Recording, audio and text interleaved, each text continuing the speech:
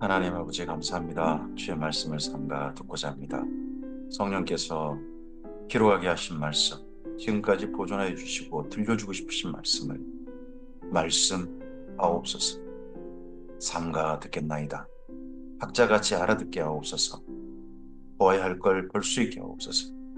그리고 우리 하나님께서 소원하시고 뜻하신 바를 깨닫도록 인도해 주시고 지혜와 명철을 허락하시옵소서.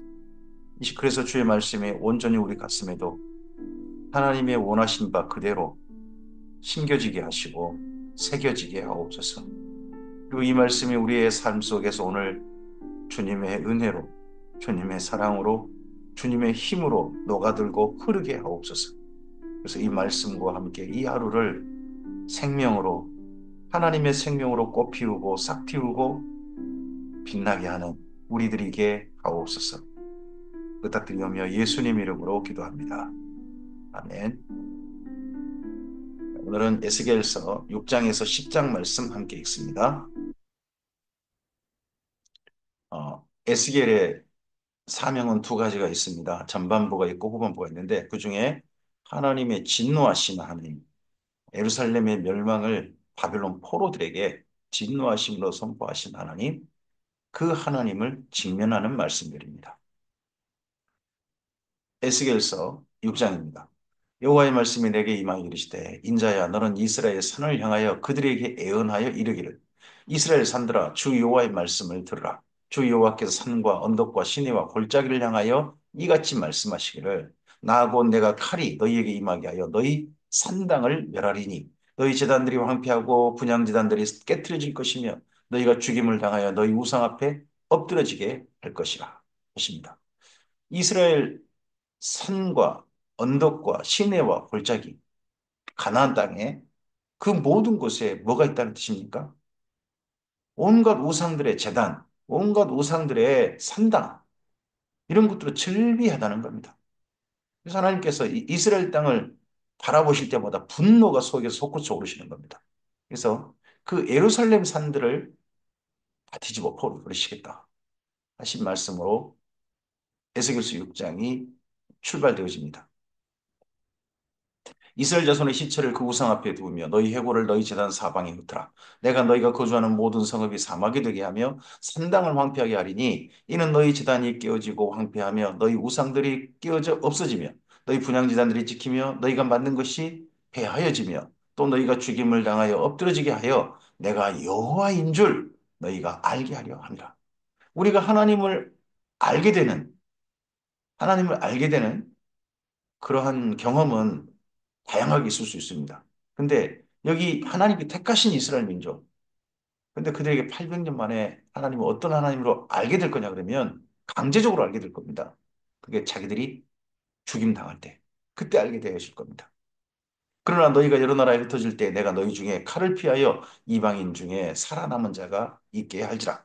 너희 중에 살아남은 자가 사로잡혀 이방인 중에 있어서 나를 기억하되 그들이 음란한 마음으로 나를 떠나고 음란한 눈으로 우상을 숨겨 나를 근심하게 한 것을 기억하고 스스로 한탄하리니 이는 그 모든 가증한 일로 악을 행하였습니다. 그때야 그들이 나를 여호와인 줄 알리라.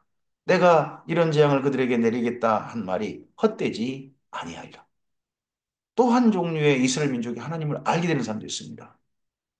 나라가 망하고 이방 나라에서 나라도 없는 처지에서 흩어져 여기저기 흩어져 유리 방황하고 그리고 포로로 잡혀서 노예 생활하고 그러면서 그들이 왜 이런 지경에까지 돼 있는지에 대해서 그나마 올바로 깨달아서 스스로 한탄하는 사람들 그때서야 하나님을 알게 된 사람도 있을 것입니다.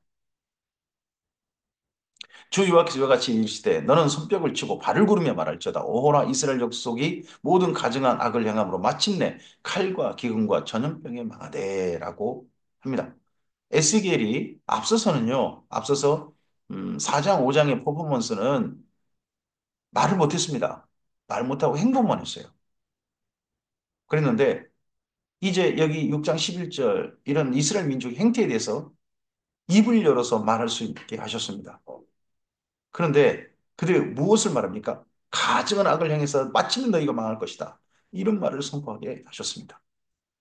먼데 있는 자는 전염병에 죽고 가까운 데 자는 칼에 엎드러지고 남아있어 에워싸인 자는 기근에 죽으리라. 이같이 내 진노를 그들에게 이룬즉 하나님의 진노를 이스라엘 민족에게 이룬즉 이런 내용은 우리에게 정말 어떻게 보면 보고 싶지 않은 내용입니다. 하나님의 사랑을 그들에게 이룬즉 하나님의 구원을 그들에게 이룬즉 하나님의 은혜를 그들에게 이룬즉 우리는 이런 표현이 우리에게 있기를 있어서 그런 표현만 바라보려고 합니다. 근데 이스라엘 민족에게 하나님의 진노를 그들에게 이룬즉 하고 말씀합니다. 그 죽임당한 시체들이 그 우상들 사이에 제단 사방에 각 높은 고개 위에 모든 산 꼭대기 모든 푸른 나무 아래에 무성한 상수리 나무 아래 곧 그 우상에게 분향하던 곳에 있으리니 내가 여호와인 줄 너희가 아니라 하나님을 알게 되는 그런 곳이 알게 되는 그런 지점이 망하고 우상 앞에서 죽임당하고 우상이 널브러져 있는 자기들의 그 터전 그런 곳에서 하나님을 알게 된다니. 이건 정말 슬픈 거 아니겠습니까? 그래서 하나님께 택한 민족이 이렇게 마침내 이런 결과에 이르다니 말입니다. 내가 내 손을 그들 위에 펴서 그가 사는 온 땅, 그 광야에서부터 다 디블라까지 황량하고 황폐하게 하리니 내가 여호와인 줄 그들이 알리라.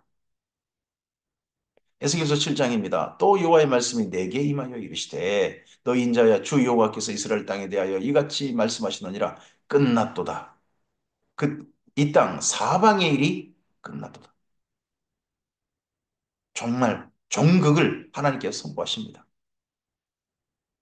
또 엔드인데 문제는 그 엔딩이 이건 비극입니다. 해피엔딩이 아니잖아요. 이제 내게 끝이 이르렀나니 내가 내 진노를 내게 나타내어 내 행위를 심판하고 내 모든 가증한 일을 보응하리라. 내가 너를 불쌍히 여기지 아니하며 긍휼히 여기지도 아니하고 내 행위대로 너를 벌하여 내 가증한 일이 너희 중에 나타나게 하리니 내가 여호와인 줄 너희가 아니라. 여기 너희가 다 누굽니까?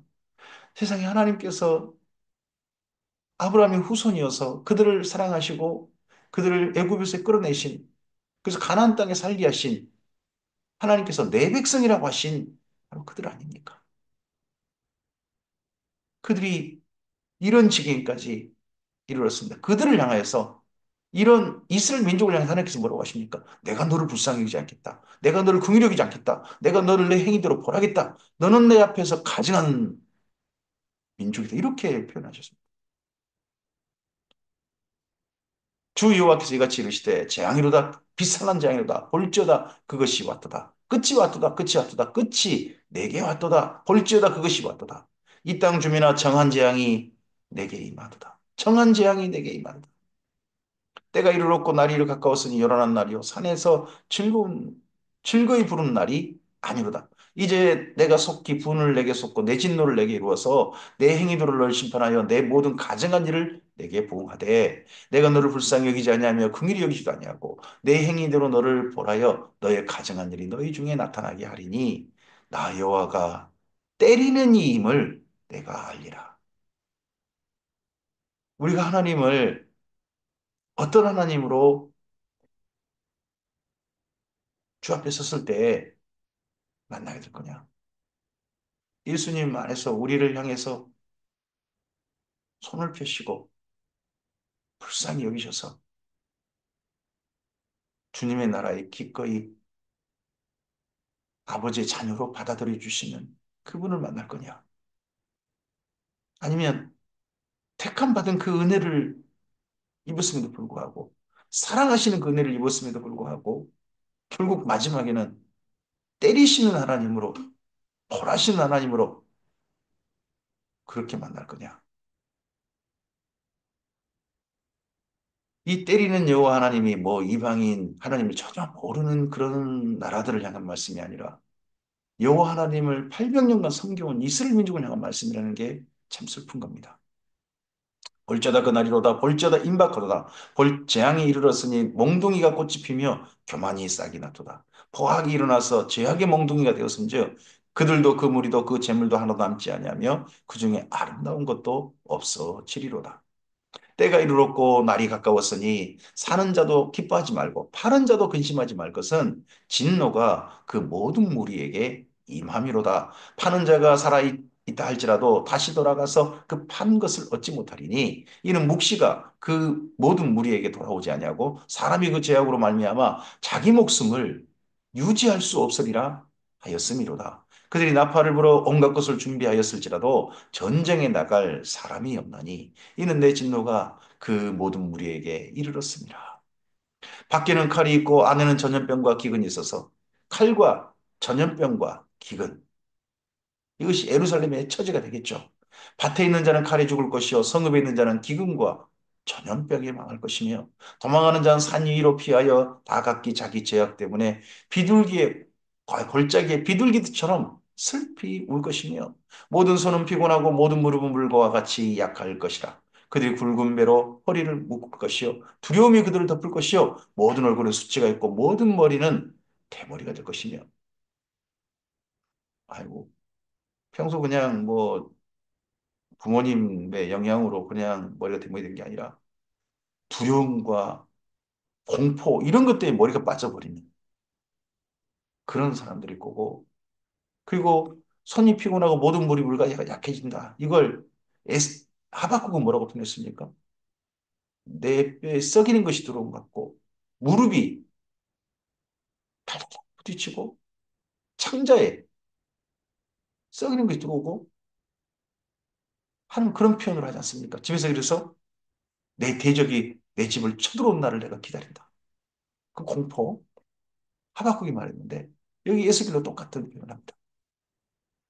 그들이 그 은을 거리에 던지며 금을 오물같이 여기리니 이는 여호와 내가 진노 내리는 날에 그들의 은과 금이 능히 그들을 건지지 못하며 능히 그 심령을 족하게 하거나 그 창자를 채우지 못하고 오직 죄악의 걸림돌이 되미로다. 그들이 그 화려한 장식으로 말미암아 교만을 품었고 또 그것으로 가증한 우상과 미운 물건을 만들었은즉 내가 그것을 그들에게 오물이 되게 하여 타국인의 손에 넘겨 노략하게 하며 세상 악인에게 넘겨 그들이 약탈하여 더럽히게 하고 악인이 두 종류가 있는 거죠. 세상 악인이 있고 하나님의 백성 악인이 있는 거죠. 근데 하나님의 백성이라 불리는 악인들의 그들이 소중히 여겼던 게 하나님이 아니라 그들의 재물, 그들의 우상 이런 게 여호와 하나님보다 더 소중한 존재가 된 거죠. 그런 것들이 다 깨트려져 버리고 오물처럼 버려지는 날이 오게 될 것이다. 내가 또 내 얼굴을 그들에게서 돌이키리니 내 얼굴을 그들에게 돌이키리니 그들이 내 은밀한 조서를 더럽히고 포악한 자도 거기에 들어와서 더럽히리라. 성전마저도 더럽힘 당할 것이다. 하나님께서 얼굴을 돌이켜 버리실 것이다. 그들을 향해 주목하여서 뭐 벌을 내리시거나 제재하시거나 하시는 게 아니라는 거죠. 마음껏 해라고 얼굴 돌이켜 버리시겠다. 너는 쇠사슬을 만들어. 이는 피 흘리는 죄가 그 땅에 가득하고 포악이 그 성읍에 찼음이라. 내가 극히 악한 이방인들을 데려와서 그들이 그 집들을 점령하게 하고 강한 자의 교만을 그치게 하리니 그들의 성소가 더럽힘을 당하리라. 패망이 이르리니 그들이 평강을 구해도 없을 것이라. 극히 악한 이방인 이들이 바벨론 군대죠. 그리고 바벨론 군대가 주축이 되어지고 바벨론이 이런 대제국이 전쟁을 하고 나갈 때요. 용병들을 다 징집합니다. 모든 이 나라 저 나라들한테 전부 다 용병들을 주장하기 때문에 여러 나라 사람들이 오죠. 근데 극히 약한 이방인들 중에 이스라엘의 형제 나라로 할 수 있는 에돔 사람도 있는 거죠. 그들이 와서 예루살렘의 교만을 깨뜨려 버릴 겁니다. 환란에 환란이 더하고 소문이 더할 때 그들이 선지자에게 묵시를 구하나 어떨 것이며 제사장에게는 율법이 없어질 것이요 장로에게는 책략이 없어질 것이며 왕은 애통하고 고관은 놀람을 옷 입듯 하며 주민의 손은 떨리리라. 내가 그 행위대로 그들에게 갚고 그 죄악대로 그들을 심판하리니 내가 여호와인 줄 그들이 아니라. 행위대로 갚고 죄악대로 심판하시는 멸망하게 하시는 그 대상이 슬프게도 하나님의 백성이라 불린 이스라엘 민족이지 않습니까? 에스겔서 8장입니다. 이렇게 에스겔이 이상한 행동을 하고 또 그리고 아 멸망이 임박했다. 멸망이 피할 수 없다. 멸망하는 날 이스라엘 민족이 하나님, 여호와 하나님을 만나게 될 것이다. 막 이런 이야기를 하니까, 막 선포를 하니까 한 1년 후에요. 여섯째 해, 여섯째 달 초다새 5년 5월에 하나님의 말씀을 받아서 그가 하는 말씀 선포했지 않습니까? 근데 1년 후, 1년 정도 지난 다음에 나는 집에 앉았고 유다 장로들은 내 앞에 앉아 있는데 주 여호와의 권능이 거기서 내게 내리기로 내가 보니 불 같은 형상이 있더라. 그 허리 아래 모양은 불 같고 허리 위에는 광채가 나서 단새 같은데 그가 손 같은 것을 펴서 내 머리털 한 모숨을 잡으며 주의 영이 나를 들어 천지 사이에 들어올리시고 하나님의 환상 가운데 나를 이끌어 예루살렘으로 가서 안뜰로 들어가는 복향한 문에 이르시니 거기에는 질투의 우상 꼭 불질투를 일어나게 하는 우상의 자리가 있는 곳이라 하십니다. 1년 후 정도에 장로들이 여기 에스겔의 집을 찾아왔습니다. 장로들이 유다 장로들 몇 명이 왔는지는 말하지 않고 있어요. 근데 앞에 앉아 있는데 그 장로들 앞에서 젊은 이제 31살이지 않습니까? 1년 지났으니까 31살. 31살 되는 이 에스겔에게 뭐가 질문이 있는 것 같은데 그 질문 뭐냐 그러면 아니 우리가 망하다니 망해도 이 더 악한 이 바벨론이 망해야지 왜 우리가 망해? 그리고 요 하나님이 우리 하나님인데 어떻게 우리를 망하게 해? 망하게 하려면 저 바벨론을 망하게 하시지. 우리가 뭔 죄를 그렇게 크게 졌다고. 뭐 이런 이야기를 했던 것 같습니다. 그러니까 이 에스겔이 하나님 말씀 선포하라는 것 때문에 선포를 했는데 어른들 앞에서 지금 기가 죽을 수 있잖아요. 그래서 하나님께서 순식간에 에스겔을 예루살렘으로 데려가십니다. 데려가실 때 방법이 뭐냐 그러면 선지자 아닙니까? 그래도 하나님 말씀을 전하는 선지자인데 머리털 한 모숨을 잡아가지고 그래서 데려갔다는 겁니다. 아니 하나님 데려가실 때 어디 앉혀서 데려갈 수도 있고 어디 태워 데려갈 수도 있고 손바닥에 올려 데려갈 수도 있는데 그게 아니라 머리카락, 선지자 머리카락을 끌어서 데려가시는 겁니다. 지금 하나님께서 누구한테도 화가 나시냐 그러면 너무 진노하시다 보니까 선지자에게도 그 하나님의 진노하시는 표현이 드러납니다. 그러다 보니까 앞서서 선지자가 에스겔이 하나님의 그 강가에, 그발 강가 그쪽에 데려가실 때 막 분하고 두려운 마음으로 갔다고 그러지 않습니까? 그때도 아마도 이런 모습이었던 것 같습니다. 이렇게 잡혀간, 잡혀간 것 같은 그런 모습을 한 것 같습니다.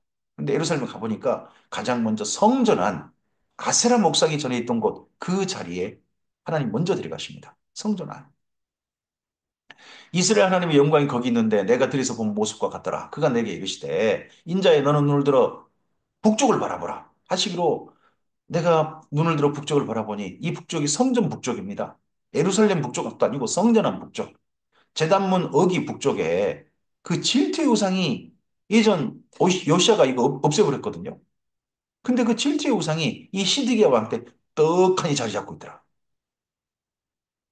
세상에 성전 안에 요즘 말하면 우리 예배당 안에 불교 불상이 뭔 저기 저 무당이나 앞에 놓는 그 장군상 같은 게 앞에 떡하니 자리 잡고 있더라. 이런 거랑 똑같은 겁니다, 지금.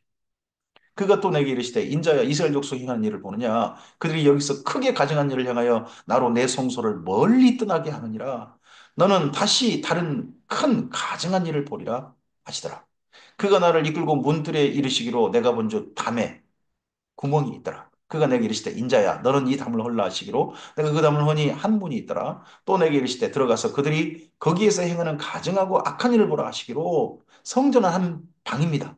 성전의 어떤 한 방, 딸린 방인데 내가 들어가 보니 강양 곤충과 가증한 짐승과 이스라엘 족속의 모든 우상을 그 사방 벽에 그려져 있어요.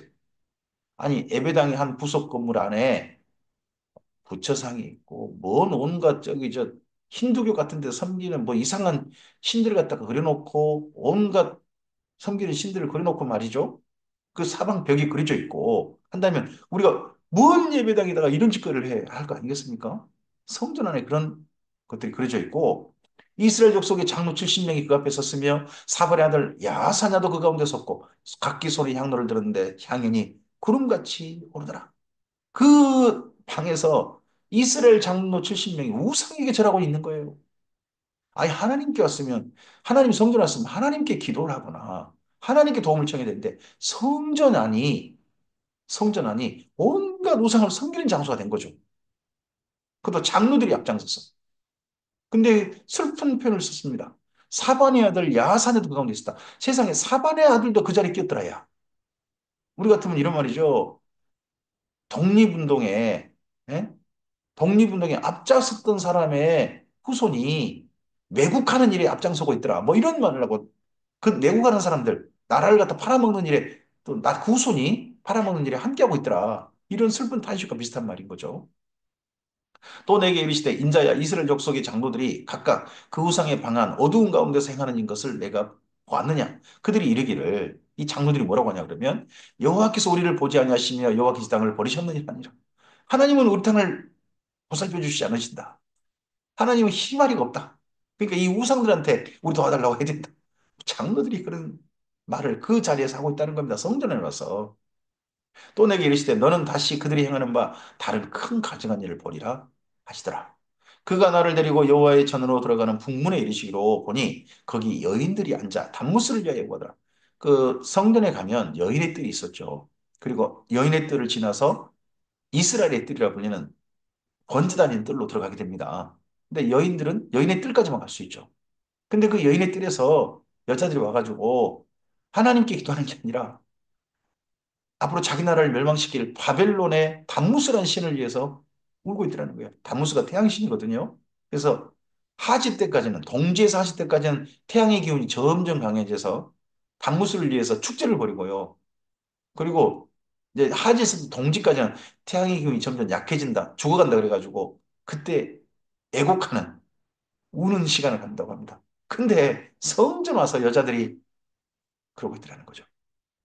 그가 또 내게 이르시되 인자야 내가 이것을 그것을 보았느냐 너는 또 이보다 더 가증한 일을 보리라 하시더라. 그가 또 나를 데리고 여호와의 성전 안뜰에 들어가시니라. 보라 여호와의 성전문 곧 현관과 제단 사이에서 약 25명이 여호와의 성전을 등지고 번제단 앞에서요. 이건 이스라엘 뜰에서 번제단 앞에서 하나님의 성전을 향하여서 번제단 쪽을 향하여서 뭐 제사를 드리는 게 아니라 아니 거기까지 들어가 가지고 저쪽 동쪽에 뜨는 태양을 향해서 낯을 동쪽으로 향하여 동쪽 태양에게 예배하더라.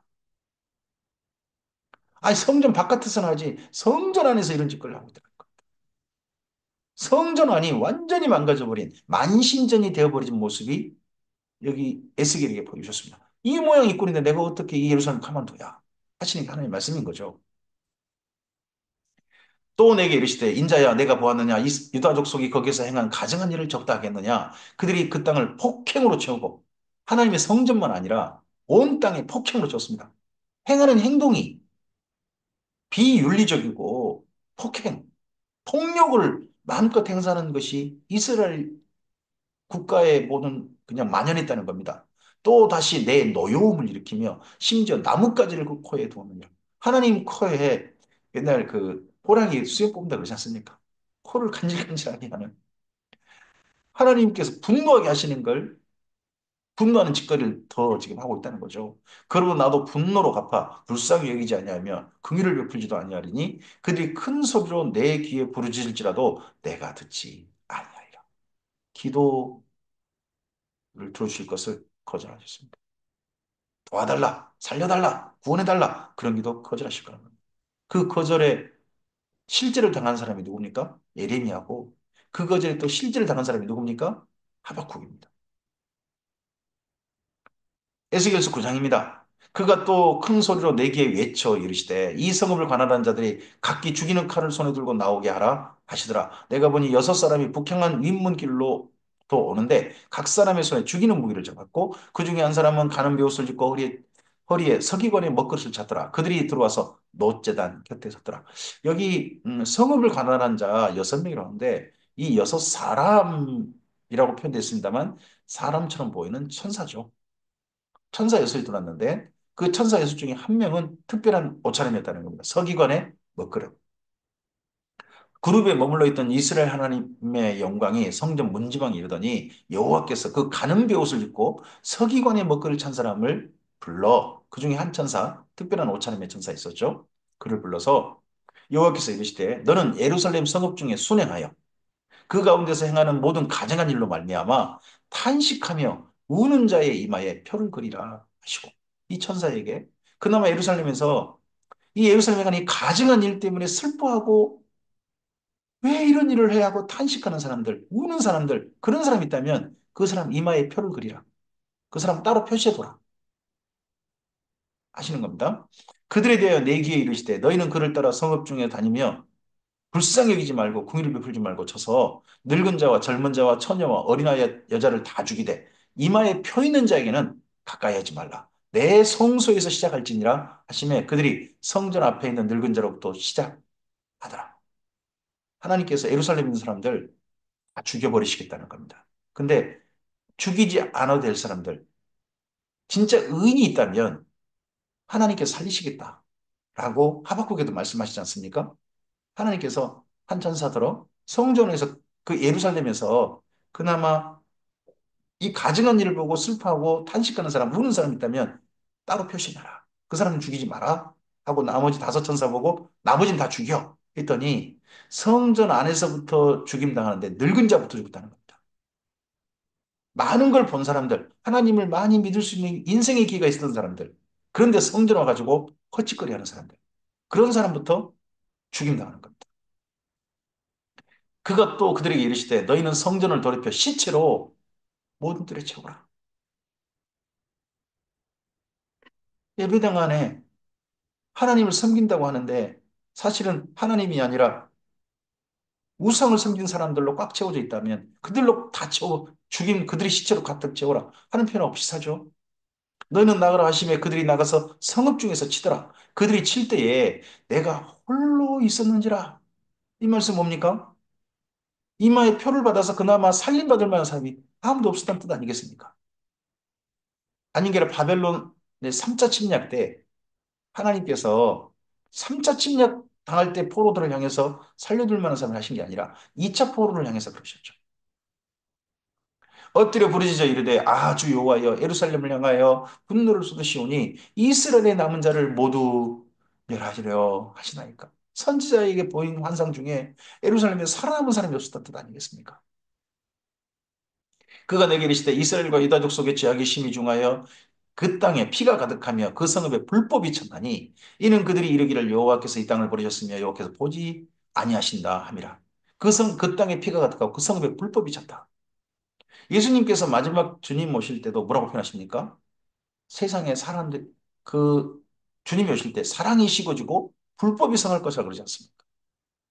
저는 온 세상이 사랑이 식어지고 불법이 성하다. 아니요. 그건 주님 이 땅에 사람이 사는 동안 항상 불법이 성하고 사랑이 없었습니다. 욕심이 가득한 곳이 인간 세상이죠. 근데 어디에 그런 현상까지 생긴다는 뜻이겠습니까? 주님의 교회 안에. 교회 안마저도 불법이 성하고 교회 안에도 사랑이 식어져 버린 그때 주께서 오신다는 그런 말씀일 겁니다. 여기 예루살렘에 불법이 가득하고 피가 가득했다. 그러므로 내가 그들을 불쌍히 여기지 아니하며 긍휼을 베풀지 아니하고 그들의 행위대로 그들의 머리에 갚으리라 하시더라. 보라, 가는 베옷을 입고 허리에 먹을 찬 사람이 복명하이르되 주께서 내게 명령하신 대로 내가 준행하였나이다 하더라. 하나님의 명령대로 천사들은 행할 겁니다. 근데 주께서 천사들 동원해 하시는 것 중에 죽이는 일을 하셨습니다. 예전에 소돔과 고모라도 천사를 동원하여 죽이신 일을 하셨지 않습니까? 예루살렘도 죽이는 일을 하셨습니다. 근데요, 예수님께 다른 천사를 동원하신 일이 있습니다. 그게 뭐냐 그러면 이 땅 가운데 주의 사람의 보고를 하는 일과 그리고 또 하나가 있습니다. 주께서 재림하시는 날 천사를 보내셔서 주의 사람들을 불러 모으실 겁니다. 우리는 어떤 천사를 만나게 될까요? 에스겔서 10장입니다. 이에 내가 보니 구름머리 위에 궁창에 남보석 같은 것이 나타났는데 그들 위에 보좌 형상이 있는 것 같더라. 하나님의 가는 베옷을 입은 사람에게 말씀하여 이르시되 너는 구름 밑에 있는 바퀴 사이로 들어가 그 속에서 숯불을 손에 가득히 움켜가지고 성읍 위에 흩으라 하심에 그가 내 목전에서 들어가더라. 그 사람이 들어갈 때에 그룹들은 성전 오른쪽에 서 있고 구름은 안뜰에 가득하며 여호와의 영광이 구름에서 올라와 성전 문지방에 이르니 구름이 성전에 가득하며 여호와의 영화로운 광채가 뜰에 가득하였고 그룹들의 날개 소리는 바깥들까지 들리는데 전능하신 하나님이 말씀하시는 음성 같더라. 하나님이 가는 베옷을 입은 자에게 명령하시기를 바퀴 사이 곧 그룹들 사이에서 불을 가져가라 하셨으므로 그가 들어가 바퀴 곁에 섬에 그 그룹이 그룹들 사이에서 손을 내밀어 그 그룹들 사이에 있는 불을 집어 가는 베옷을 입은 자의 손에 주매 그가 받아 가지고 가는데 그룹들의 날개 밑에 사람의 손 같은 것이 나타나더라. 내가 보니 그 그룹들 곁에 네 바퀴가 있는데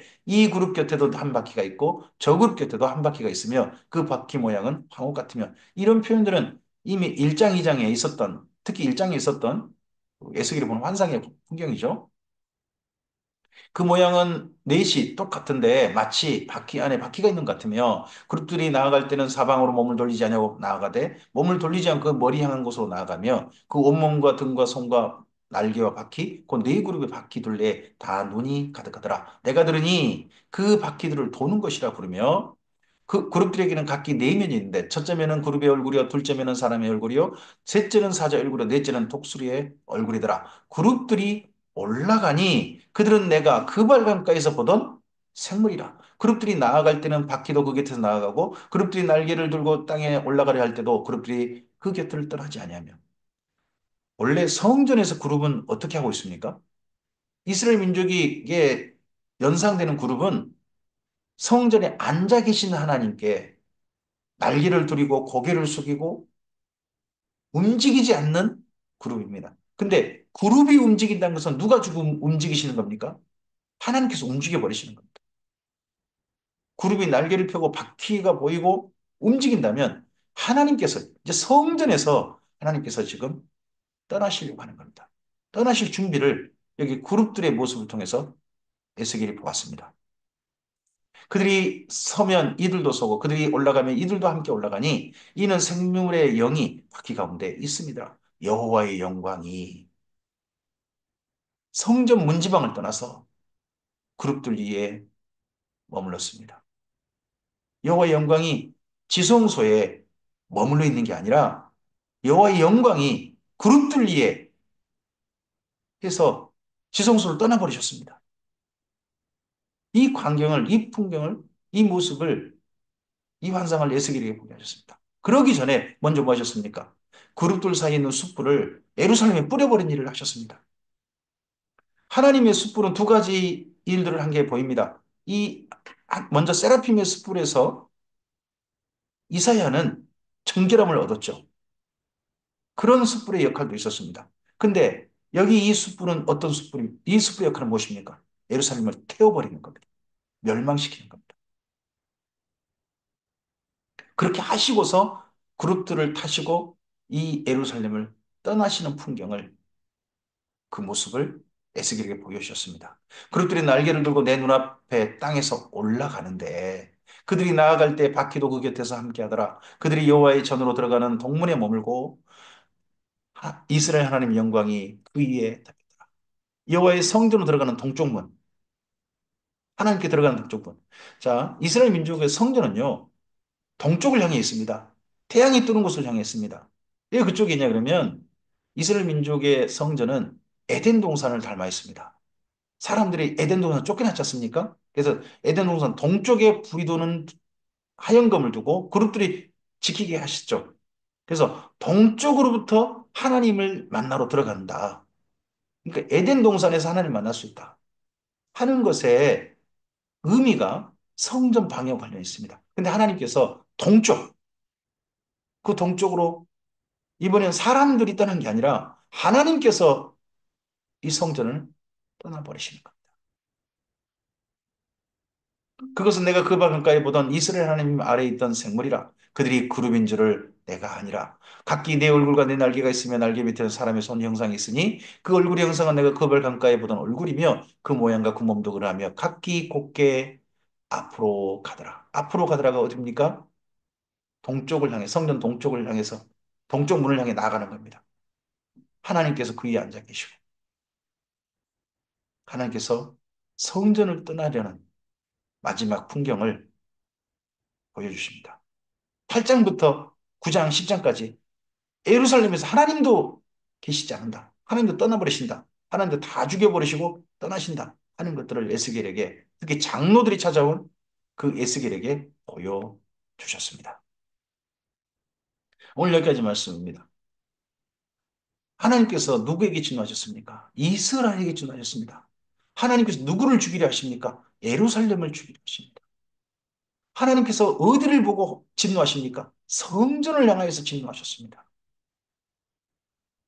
오늘 이런 말씀들을 우리에게 읽게 하신 까닭은 우리도 자칫 이럴 수 있다 하는 것을 기억하시는 말씀으로 봅니다.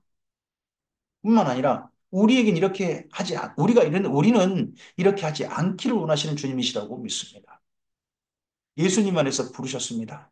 예수님 안에서 하나님의 택한 백성으로 심지어 이제는 예배당 건물이 아니라 우리 몸을 하나님의 성전 삼으신 하나님께서 임하여 계시는 강림하시고 임재해 계시는 성전으로 삼으신 하나님이십니다.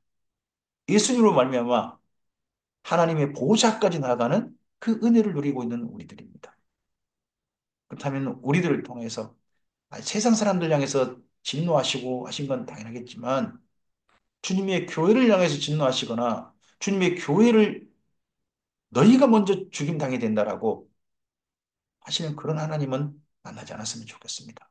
정반대로 천사를 보내셔서 긍휼을 베푸시고 도우시는 하나님을 우리가 배웠으면 좋겠습니다. 그 하나님과 함께 오늘 걸어가되 진노하신 하나님이 아니라 우리를 극진히 사랑하시는 그 하나님, 참잠이 사랑하신 하나님, 그 하나님을 만나는 오늘 우리의 삶이었으면 좋겠습니다. 우리의 삶이 하나님의 진노와 분노를 가져오는 삶이 아니라 하나님께서 기뻐하시는 삶으로 주 앞에 설 수 있기를 소원합니다. 주께서 이 하루도 함께 하시길 바랍니다. 감사합니다.